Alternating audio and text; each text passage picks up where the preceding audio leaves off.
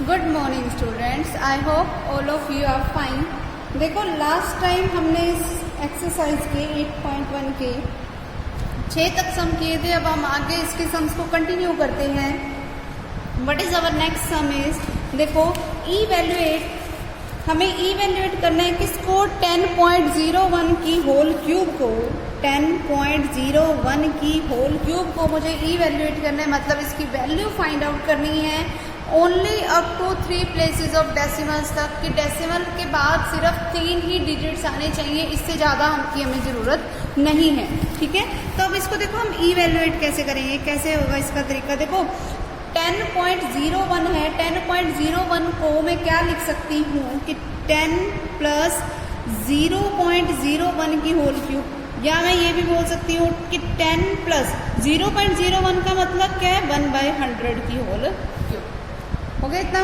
ठीक है, अब मुझे इसको क्या करना है, इवैल्यूएट करना है, इसको खोलना है। तो खोलेंगे कैसे, देखो इसमें हमारे पास a की तो वैल्यू है 10 और b की वैल्यू क्या है 1/100।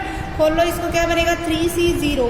अब 10 की पावर क्या हो जाएगी n माइनस आर, यानी कि 3 - r।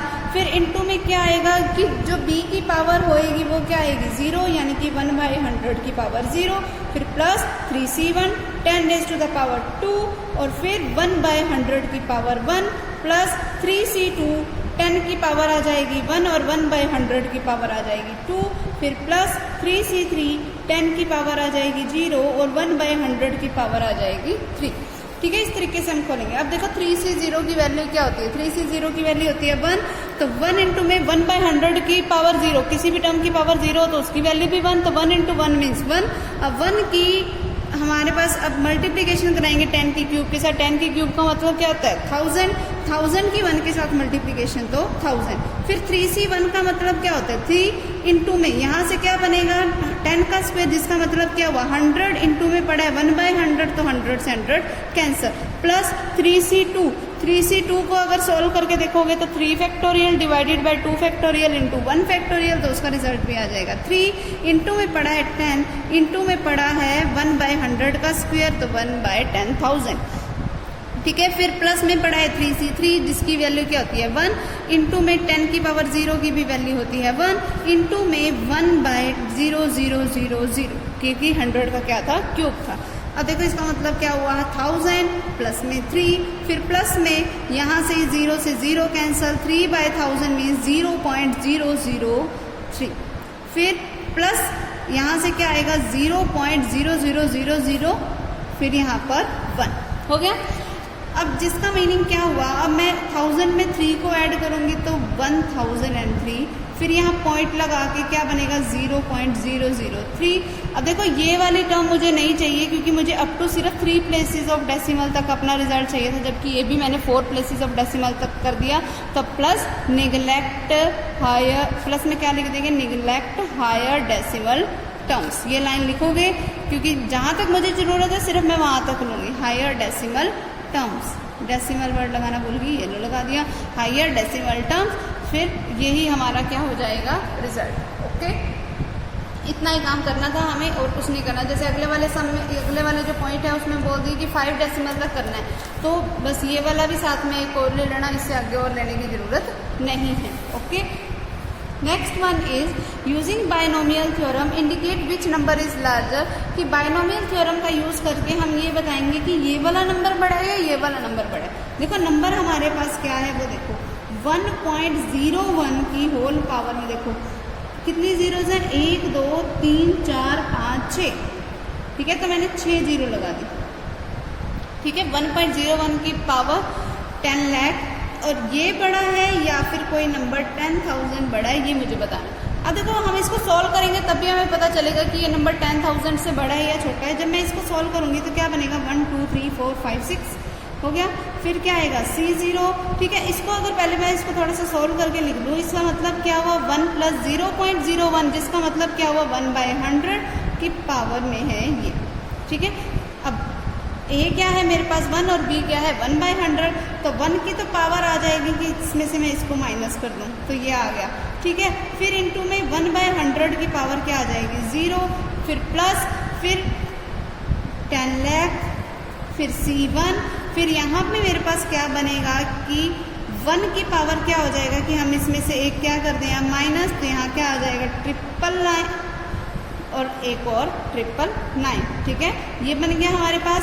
फिर उसके बाद 1/100 की तो पावर क्या आ जाएगी 1, फिर प्लस में क्या आएगा C2, ठीक है, फिर 1 की पावर एक और कम कर दो 99998, फिर 1/100 की पावर क्या हो गई 2 एंड सो ऑन, ये आगे चलता जाएगा। इससे ज़्यादा कि मुझे नहीं लगता कि मुझे ज़रूरत पड़ेगी भी सही, ठीक है। तो प्लस मैंने आगे कर दिया सो ऑन। अब देखो किसी भी जब हमारे पास NC 0 होता है तो उसकी वैल्यू क्या होती है 1, और 1/100 की पावर 0 उसकी भी वैल्यू 1, तो 1 × 1 मीन्स आ गया 1। अब 1 की, अब देखो 1 की पावर इतनी बड़ी है, 1 को तो मैं जितनी बार मर्जी मल्टीप्लाई कर दूँ तो उसका रिजल्ट फिर से 1 आएगा, तो मतलब ओवरऑल 1 × 1 × 1 यानी कि क्या आ गया रिजल्ट 1। फिर प्लस, अब 10 लाख C1 का मतलब क्या होगा, NC1 का मतलब क्या होता है n ही होता है, तो 10 लाख आ गया, ठीक है, 10 लाख लगा दिया मैंने। फिर इसकी इंटू में क्या पड़ा है 1 की पावर ये है, देखो 1 के मल्टीप्लिकेशन में 1 की पावर कुछ मर्जी आ जाए, इसको कितनी बार 1 को मल्टीप्लाई करते जाओ मर्जी, आना तो 1 ही है, तो इसका रिजल्ट 1। फिर इंटू में क्या पड़ा है 1/100, तो 2 0 से 2 0 कैंसिल, ठीक है। फिर प्लस में पड़ा है ये हमारे पास, आगे मुझे नहीं लगता इसकी भी ज़रूरत है। देखो एक चीज़ ध्यान से, क्यों मैंने ये बात बोली है, इसका मतलब देखो क्या है 1 है, प्लस में क्या आ गया 10,000, फिर प्लस में अभी और भी बहुत सारी टर्म्स आ रही हैं। अब देखो 1 + 10,000 मीन्स कि 10,000 से, अब देखो 10,000 में कुछ ना कुछ ऐड ही हो रहा है, ठीक है, 1 भी ऐड हो रहा है, उसके बाद और भी टर्म्स आएंगी वो भी अभी ऐड होएंगी। अब क्योंकि 10,000 में कुछ ऐड हो रहा है तो ये तो ऑब्वियसली 10,000 से बड़ा ही है, हमें ये बताना था कि ये वाला नंबर बड़ा है या 10,000 बड़ा है, तो ऑब्वियसली ये वाला नंबर 10,000 से बड़ा है, ठीक है, तो यही इसका रिजल्ट हो जाएगा। ओके, नेक्स्ट वन इज, अगला देखो इसी का जो सेकंड पार्ट है वहाँ मुझे बताना है कि 1.2 की पावर 4000 बड़ा है या फिर 800 बड़ा है। तो पहले तो हम इसको सोल्व कर लेंगे 1.2 की पावर 8000 को, ठीक है, वही हमारा बाइनोमियल थ्योरम का रूल लगाएंगे, ठीक है। फिर उसका जो रिजल्ट आएगा वो देख लेना, ऑब्वियसली 800 से बड़ा ही आएगा, चाहे चेक करके देख लेना।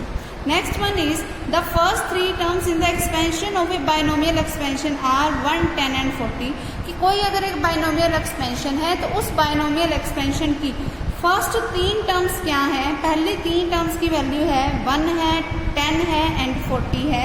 फाइंड द एक्सपेंशन, तो मुझे वो एक्सपेंशन क्या है वो निकालना है। मान लो कोई एक जनरल एक्सपेंशन है a + b की होल पावर n, तो जो जनरल एक्सपेंशन होता है इसमें टर्म्स कैसे बोलती हैं NC 0, फिर a की पावर n-0, फिर b की पावर 0, फिर प्लस क्या होता है NC 1, a की पावर n-1b, फिर प्लस NC 2, a की पावर n-2b का स्क्वायर एंड सो ऑन, आगे चलता जाता है, यही होता है। तो देखो फर्स्ट टर्म क्या है NC 0 जिसकी खुद की वैल्यू क्या होती है 1, b की पावर 0, कोई भी टर्म है उसकी पावर 0 तो उसकी वैल्यू भी 1, तो 1 × 1 मीन्स 1, 1 × में a⁴n मीन्स a⁴n, जिसकी वैल्यू मुझे क्या दे रखी है, फर्स्ट टर्म की वैल्यू क्या है 1, तो इसका मतलब a⁴n की वैल्यू है 1।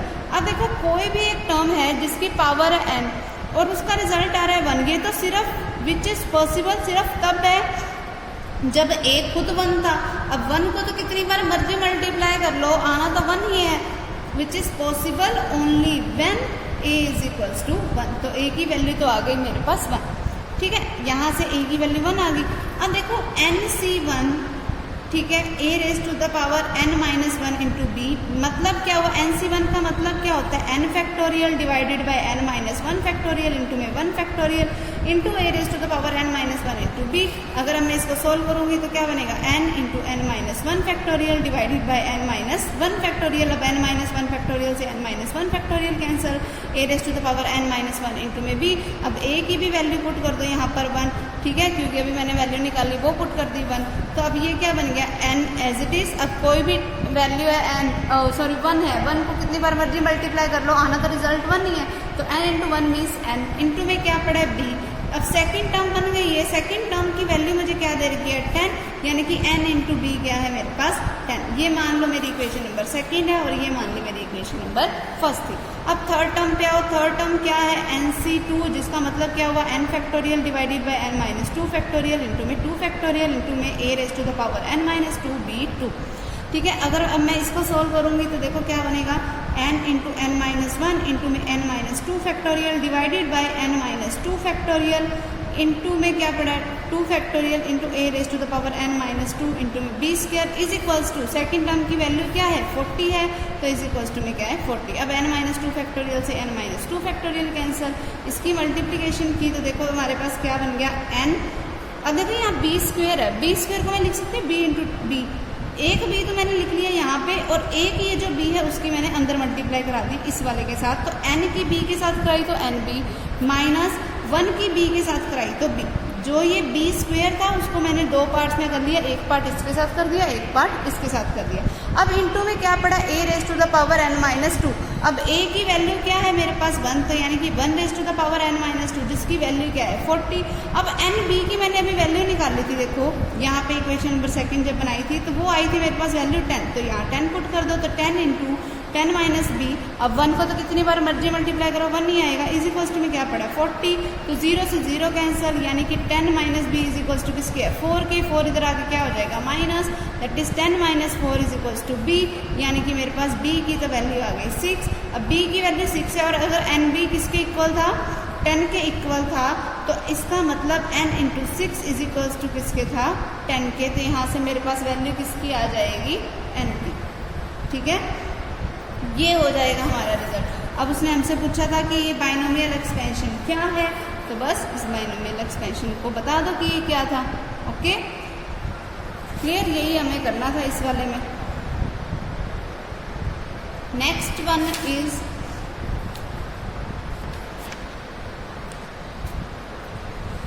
देखो नेक्स्ट क्या है, नेक्स्ट है हमारे पास using binomial theorem prove that, कि बाइनोमियल थ्योरम का यूज करके मुझे प्रूफ करके बताना है कि 2 raise to the power 3 n minus 7 n minus 1 is divisible by 49, where n belongs to क्या आएगा मेरे पास नेचुरल नंबर। ठीक है, ये मुझे प्रूफ करके बताना है। तो एक चीज़ ध्यान से देखो, पहले एक चीज़ मैं तुम्हें बताती हूँ, देखो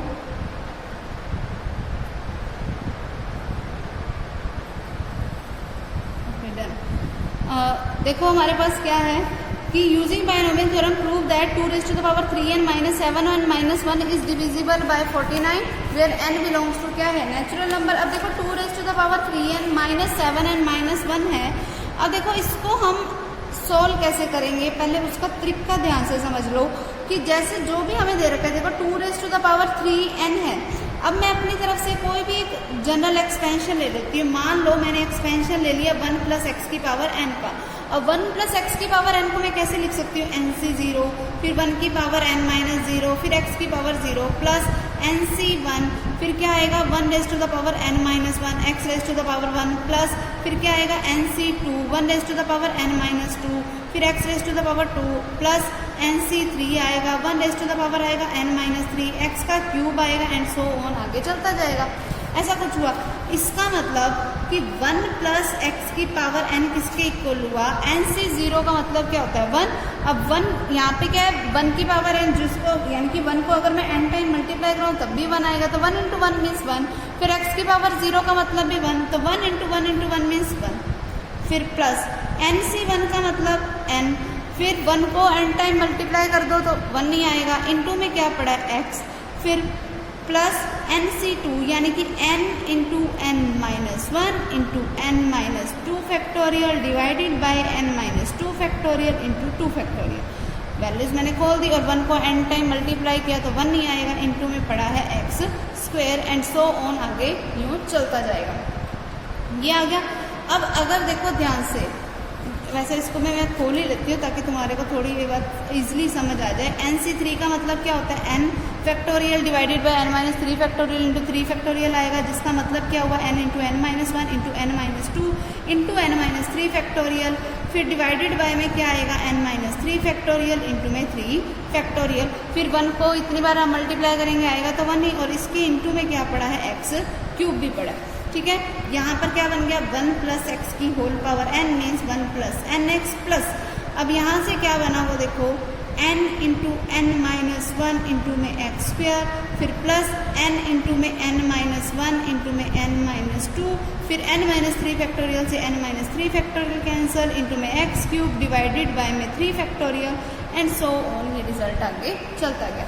ठीक है, अब अगर लेट कर लिया, x की जगह पे 7, अगर मैंने x की जगह पे 7 लेट किया तो ये क्या बन गया 1 + 7 की पावर n, तो ये क्या बन गया 1 + 7 है, प्लस यहाँ से क्या बना n into n minus 1 into में 7 का स्क्वायर प्लस n इंटू में n माइनस 1 इंटू में n माइनस 2 इंटू में 7 का क्यूब डिवाइडेड बाय में क्या पड़ा है 3 फैक्टोरियल एंड सो ऑन आगे चलता जाएगा। ठीक है, अब 1 + 7 का मतलब क्या होता है 8 raise to the power n। ठीक है, ये 7n को अगर मैं इस तरफ ले आऊँ तो ये इधर आके माइनस हो जाएगा, ये 1 को इस तरफ ले आऊँ तो इधर आके माइनस हो जाएगा, यहाँ तक की सारी टर्म्स आ गई। बचा ये सारा, यहाँ क्या 7 का स्क्वायर, यहाँ है 7 का क्यूब, मतलब 7 का स्क्वायर तो आगे जितना भी आएगा वो कॉमन ही आता जाएगा। कॉमन आएगा तो अंदर क्या बच गया n इंटू n माइनस 1, फिर प्लस यहाँ पे बचा n into n minus 1 into n minus 2 divided by 3 factorial और इंटू में 7 एंड सो ऑन आगे चलता जाए। अब देखो 7 का स्क्वायर का मतलब क्या हुआ 8 की power n minus 7 n minus 1 is equal to ये क्या हो गया 49 इंटू में यही वाली सारी टर्म। अब देखो ये जो रिजल्ट है वो किसका मल्टीपल है 49 का, और हमें क्या निकालने को बोला था कि मुझे यही प्रूफ करके बताना है कि ये जो रिजल्ट है वो 49 से डिविजिबल है या नहीं है। तो देखो अगर 49 का मल्टीपल है तो ऑब्वियसली 49 से डिविजिबल है, यहाँ क्या लिखोगे which is obviously divided by 49 hence the result is true. एक चीज ध्यान रखो, यहाँ मैंने लिखा 8 raise to the power n और जहाँ यहाँ स्टेटमेंट है वो दे रखा है 2 rays to the power 3n, तो मैं इसको तुम्हें बता दूँ 2 rays to the power 3n का मतलब क्या हुआ, देखो 2 का क्यूब क्या होता है 8 raise to the power n, तो इसीलिए यहाँ 8 raise to the power n लिख दो, 2 rays to the power 3n लिख दो, बात एक ही है। ठीक है, ये रिजल्ट हमें प्रूफ करना था। Next one is using binomial theorem prove that 11 raise to the power n plus 2 plus 12 raise to the power 2n plus 1 is divisible by 133 for all natural numbers n। बिल्कुल वही same result है, सिर्फ और सिर्फ हमें करना क्या है कि जो अपने वाला बाइनोमियल एक्सपेंशन है पहले तो ये वाला फॉर्मूला खोलो, इतना तक का काम अपना बिल्कुल वही सेम है यहाँ से लेके यहाँ तक का। फिर बस उसके बाद जो हमारे को नेक्स्ट काम करना है वो ये है कि हर जगह पे बस n की जगह x की जगह पे मुझे क्या पुट करना है, x की जगह पे हम 11 पुट कर देंगे और हमारा रिजल्ट आ जाएगा। ओके, बिल्कुल सेम यही है और कोई भी नई चीज़ इसमें नहीं है। ओके, सो करना है इसको ट्राई, और यहाँ पे ये हमारी एक्सरसाइज क्या होती है ख़त्म हो जाती है। नेक्स्ट टाइम हम अपनी नेक्स्ट एक्सरसाइज स्टार्ट करेंगे। बस ये ध्यान रखना इस वाले में n की जगह पे हमने क्या पुट करना है 11 पुट कर देना, n की जगह पे 11 पुट करोगे, या चलो कर ही देते हैं। देखो 1 + x की होल पावर n किसके इक्वल था, मैं सेम स्टेटमेंट लिख देती हूँ 1 + nx plus n into n minus 1 into में x का square plus n into n minus 1 into में n माइनस 2 इंटू में x का cube divided bye 3 factorial and so on आगे चलता जाएगा। अब बस करना क्या है, मुझे n की जगह पे 11 पुट करना है, सॉरी x की जगह पे 11 पुट करना है, जिसका मीनिंग क्या हुआ 1 + 11 means 12 raise to the power n। ठीक है, फिर इज इक्वल्स टू में क्या आ जाएगा 1 + 12n, फिर प्लस यहाँ से मेरे पास देखो क्या बनेगा n into n minus 1 into में 11 का स्क्वायर एंड सो ऑन, ये रिजल्ट आगे चलता जाएगा। तो यहाँ से मेरे पास रिजल्ट किसका आया 12 raise to the power n का। देखो यहाँ जो मेरे पास स्टेटमेंट है वहाँ पे मुझे रिजल्ट किसका चाहिए 12 raise to the power 2n का। 12 raise to the power 2n का मतलब क्या होगा, देखो 12 raise to the power 2 means 144। ठीक है, 144 ही हुआ ना इसका मतलब। ठीक है, और यहाँ पे क्या है 11 raise to the power n plus 2। तो देखो यहाँ से एक तो इसकी स्क्वेयरिंग कर दो, हम बोथ साइड स्क्वेयरिंग कर देंगे, इसकी स्क्वेयरिंग कर देंगे तो 12 raise to the power 2n किसके इक्वल आएगा a का स्क्वायर यानी कि 1 का स्क्वायर 1, इसका स्क्वायर करोगे 144n आएगा, इसका स्क्वायर करोगे तो n square into n minus 1 का स्क्वायर इंटू में 11 raise to the power 4 and so on आगे चलता जाएगा। ठीक है, ये आ गया। फिर अब मुझे चाहिए क्या 12 raise to the power 2n plus 1 base है, मतलब तभी पावर ऐड होती है, मतलब इन सब की मल्टीप्लाई मुझे 12 से भी करवानी है, तो हर जगह इसकी 12 से मैंने क्या करवा दी मल्टीप्लाई भी करवा दी। 12 से मल्टीप्लाई कराओगे तो ये बन गया, फिर यहाँ पर क्या बन गया 12 इंटू 144 इंटू में n। ठीक है, जो है वो बस बनाते जाओ। ठीक है, यहाँ पे बन गया मेरे पास लेफ्ट साइड में 12 raise to the power 2n + 1, जिसकी वैल्यू कुछ ये वाली आ जाएगी, जो आएगी ये वाली लिख देंगे, हम रीराइट कर देंगे।